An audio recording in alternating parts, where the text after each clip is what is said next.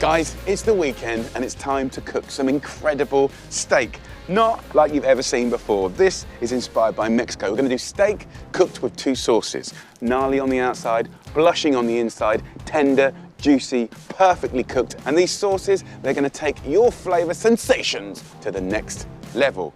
Right, it all starts here with the steak. One of the things that we all fall into the trap of is buying the pre-cut steak, which is always too thin.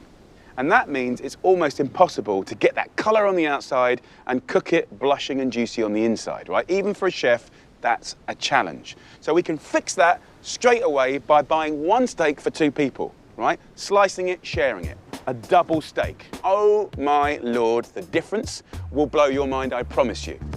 So get to a butcher to evenly remove this fat, then get him to cut you a double steak. And then we've got the fat, and that is incredible flavor. But underneath it is this sinew, okay? It is tough, but the fat itself is amazing. And what we can do, once we've got rid of the sinew, is slice up the fat, and that you can put in a pan.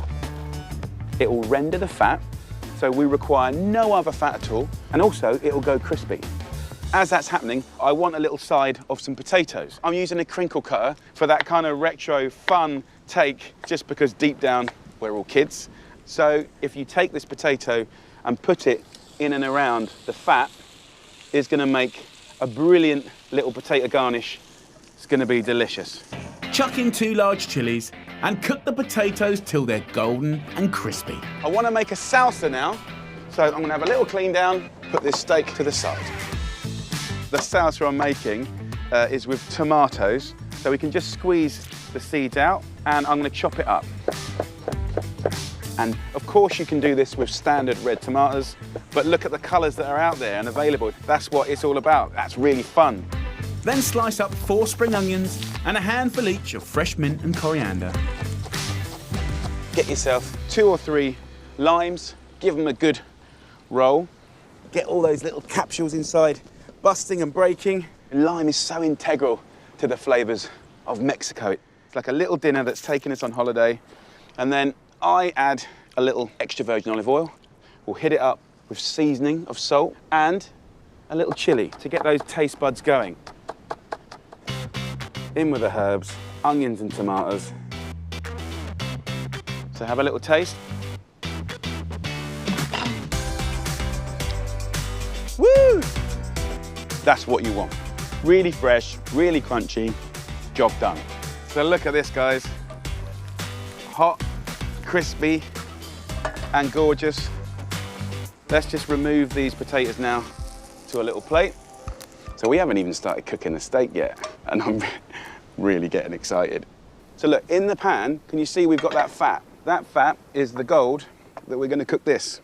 Season this. Don't take it from the fridge and put it in a hot pan. It's gonna go tense, right? Take it out at least an hour before. So our job as the steak cooks is really to amplify tenderness and retain moisture, juiciness. And we're gonna do that by turning every minute until it's cooked to your liking. So by turning it regularly, the moisture will be kind of trapped in the middle of the steak, and that's what you wanna do, fight to keep the moisture.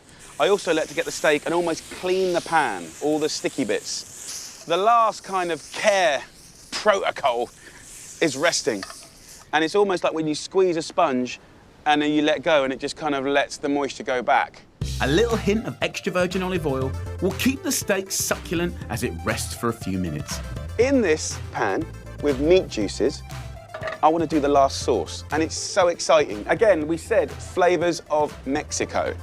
So we're making a beautiful Mexican-style peanut sauce. So toast up 100 grams of unsalted peanuts, 50 grams of sesame seeds, 3 cloves of sliced garlic, and a teaspoon of cumin seeds. So I'm now tearing in some dried chili peppers. You could use a teaspoon of smoked paprika. Essentially what we're after is sweet and smoky. Herb-wise, I'm using some oregano.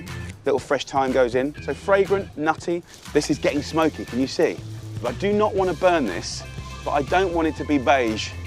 I want to get smokiness and flavour going. So in with all of those ingredients, now I'm going to put in a little bit of booze. Tequila. I love tequila.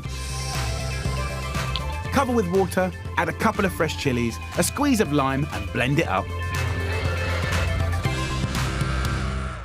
Right, it's now quite smooth, and it will surprise you and shock you. Oh, it's very addictive. So the only thing to do now, let's serve it up. Start off with this peanut sauce. Rich, got attitude, love it.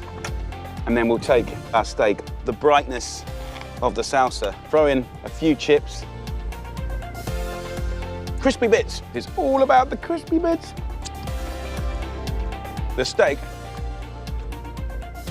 is like butter, it's so tender. This peanut sauce, I'd like to make 1,000 times that and fill a bath with it and jump in. It is delicious. But as annoying as it is watching me enjoy this, you can do it this weekend. What are you waiting for?